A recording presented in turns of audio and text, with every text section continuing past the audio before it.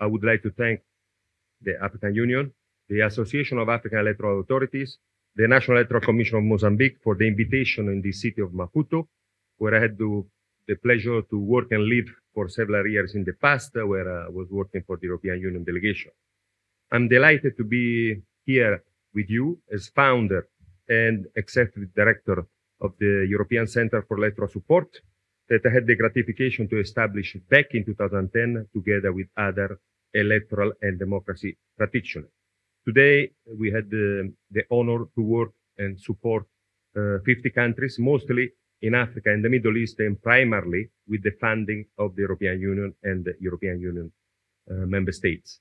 Let me take this opportunity to thank and to pay homage to our late close friends, Reverend Apollinaire Mulungu Malumalu, who was our former first president, but also former president of the Electoral Commission of the Democratic Republic of Congo and former chairperson of the SADC Electoral Commission Forum and of the Central African states. Unfortunately, he passed away a few years back, but I'm sure he will be extremely happy to see us here today. Let me also recognize the presence today of Ambassador of the Sovereign Order of Malta in Mozambique and Cape Verde, José Manuel Pinto Teixeira, who has actually been my boss 22 years ago here in Maputo, where he was ambassador of the European Union, and who play crucial roles in our initial ideas on how to craft our strategy that we are still implementing today, which is called European Response to Electoral Cycle Support. This strategy is an innovative mechanism for electoral assistance to implement electoral and democracy assistance activity that are consistent primarily with European values and European policies, targeting the facilitation of the cooperation on electoral matters between the EU member states, and their partner countries, especially in Africa, that is the continent where we work the most. This conference is an important occasion, and we are honored to have the possibility to contribute to this 7th annual Continental Forum of Electoral Management Bodies and to discuss with you all on the way to improve on how to build the resilience of electoral management bodies to safeguard democracy in Africa. We are contributing to this conference in the context of a memorandum of understanding that we have signed with the African Union, actually with Ambassador Bankole last year, when it comes to consolidate our comprehensive partnership already in the areas of electoral integrity, prevention of electoral conflicts, human rights, and women political participation. From this MOU, we have jointly crafted a project called Pro-Electoral Integrity in Africa, which has been funded by the Italian Ministry for Foreign Affairs and International Cooperation, that I would like to thank for the trust on ECES and the African Union on this project.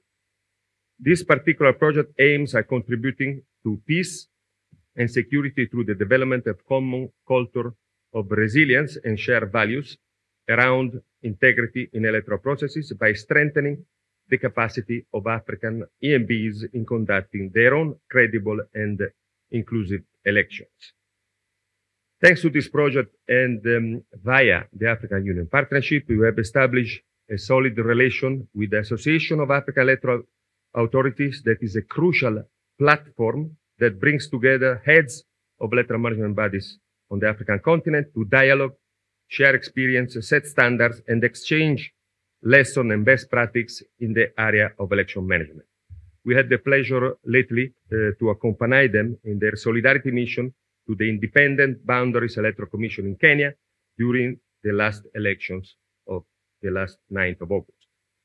ECES promotes electoral and democracy strengthening through the provision of advisory services, operational support, and management of electoral assistance projects. We are as well mainstreaming in all our activities, leadership development via peer exchanges and comparative experiences, political dialogue, and preventing and mitigation of electoral conflicts. In this context, the theme of this conference lies at the heart of ECES works with EMBs in Africa in contributing to the promotion of public trust in the EMBs and stakeholder engagement in electoral processes, thus making them accessible and participatory. While this requires the efforts of all stakeholders, EMBs play the most pivotal role. How the EMBs conduct the process is key to instilling trust in the process itself and promoting a climate of trust among all stakeholders involved. It is therefore important to underline, in our own opinion, the role the strategic operational planning using quality management principle and the media that are playing in the competence of the public in the electoral process and EMB themselves.